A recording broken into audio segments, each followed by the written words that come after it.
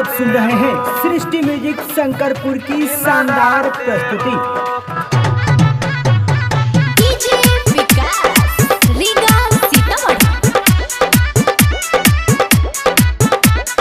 PS recording studio Bersa music boy Babbu Shyam संगम।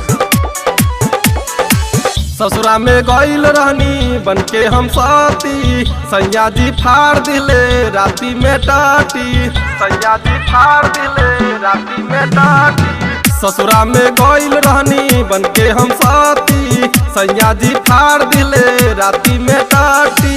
देखे ला नहीं नया गरिया हो, नया गरिया हो, दहिया में सट के सूत गइले राते, माई माई करी दिन राते हो।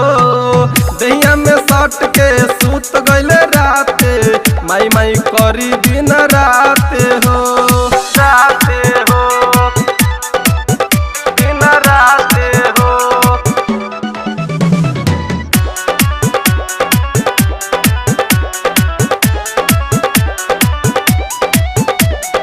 राते हो, दिन राते हो।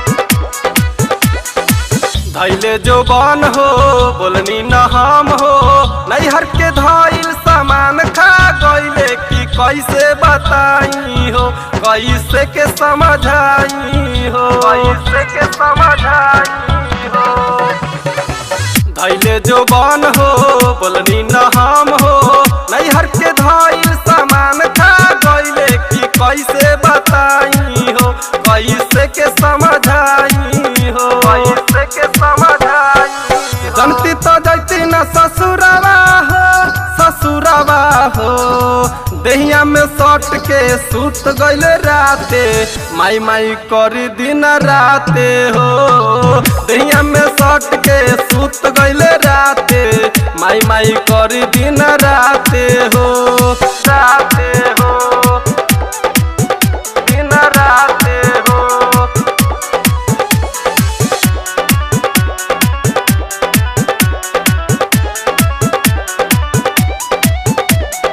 राते हो, दिन राते हो। प्रेमी प्रकाश हो मनला न बात हो, धके जवान मले अपने ही हाथे कि देखले सुजितवा हो, कि फरले सामनवा हो, कि फरले सामनवा हो। प्रेमी प्रकाश हो मनला न बात हो, धके जवान मले अपने ही हाथे कि देखले सुजितवा हो, कि फरले सामनवा हो, कि फरले सामनवा हो। जल्दी से जाई नहीं हरावा हो, नहीं हरावा हो, दहिया में सट के सूत गइले राते, माई माई करी दिन राते हो। दहिया में सट के सूत गइले राते, माई माई करी दिन राते हो।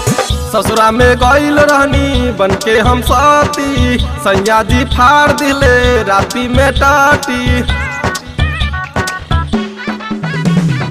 ससुरा में गइल रहनी बनके हम साथी, सैया जी फाड़ दिले राती में टाटी। देखे ला नहीं नया गरिया हो, नया गरिया हो, दहिया में सट के सूत गइले राते, माई माई करी दिन राते हो। दहिया में सट के सूत गइले राते, माई माई करी दिन राते हो।